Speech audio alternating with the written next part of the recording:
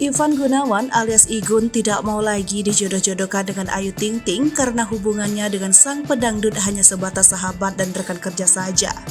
Selain itu, Ivan Gunawan juga mengaku sudah memiliki pasangan yang identitasnya dirahasiakan.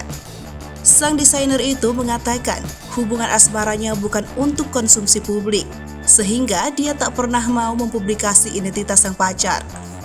Menurut Ivan Gunawan, bila kisah asmaranya diumbar dan dijadikan konsumsi publik, tidak akan menghasilkan apapun.